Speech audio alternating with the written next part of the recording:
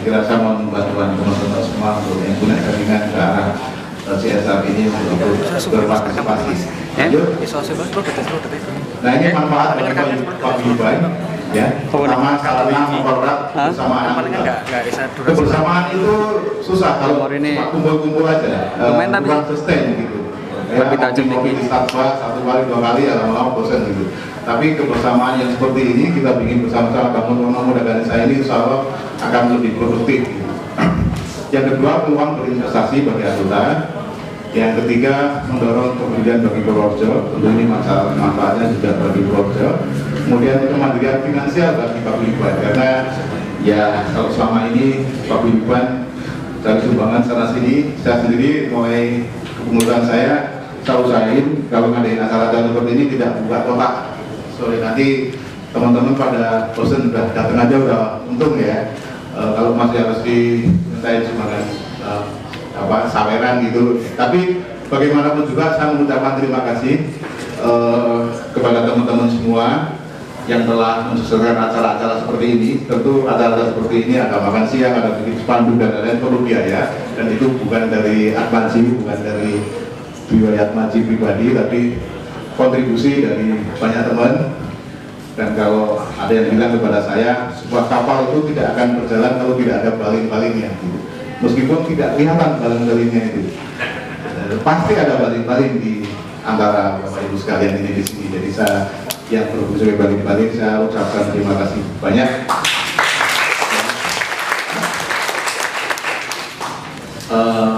Yang ketiga, ya selanjutnya untuk saran bulan potensi seluruh anggota. Jadi bagaimana gitu para alumni dari berbagai angkatan, berbagai keahlian, berbagai profesi dalam masyarakat bisa bersama-sama kalau ada proyek yang gede seperti ini gitu. Nanti ada jurusan riset, ada wisata, edukasi dan lain-lain.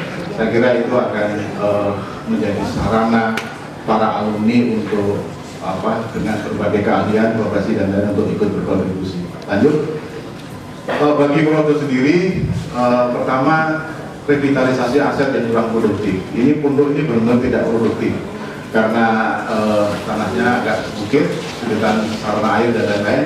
Tapi berdasarkan konsultasi dengan Mas Supriyanto, profesor yang di Hutanan IPB itu sudah dilihat bisa kita kembangkan.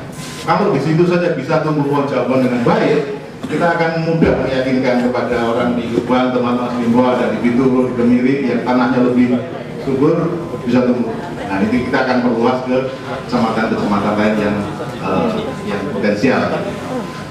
Selanjutnya terciptanya kegiatan ekonomi bersama masyarakat, tersedianya wisata agro, tersedianya wisata pendidikan, meningkatnya kualitas lingkungan, dan tersedianya pusat edukasi agrobisnis. Tadi sudah kami sampaikan ada sistem organik, ada bikin kompos, ada sistem pengolahan kompos menjadi energi bio. Ya ini tentu seperti disampaikan Pak Agus Sartono tadi, ini tentu sebuah mimpi, tapi mimpi yang kita harapkan sudah berdasarkan satu perhitungan yang realistis. Lanjut. Kalau kita lanjut, kami sudah melakukan berbagai diskusi dengan pemerintah kabupaten, dan prinsipnya kami harapkan dalam Februari ini sudah ada MOU dengan pemerintah daerah Kabupaten Purworejo sambil menunggu pengesahan ART ini ke notaris. Kemudian kita harapkan dalam bulan ini juga bulan Maret ya, paling lambat kita sudah bisa tanam pohon jambu dan durian untuk tahap pertama. Dan kami minta mungkin baru kita mulai Desember 2012 setelah tanaman pakan itu sudah mulai tumbuh, karena kita misalnya Maret tanaman pakan, pagar dan lain-lain itu akan kita tanam, itu insya Allah Desember itu sudah bisa kita manfaatkan tanaman pakannya itu untuk kambing tawa. Jadi ini sebuah simbiose mutualisme, kompos atau kotoran dari hewan bisa menjadi pupuk dan tanamannya bisa menjadi makanan hewan. Mudah-mudahan ini sebuah proses yang baik. Kemudian tentu kita akan melakukan fundraising, kampanye publik untuk mendapatkan dukungan finansial maupun yang lain-lain. Lanjut. Jangka panjang, 5-10 tahun ke depan, tentu ini melewati kepengurusan kami, mudah-mudahan ini bisa berlanjut terus.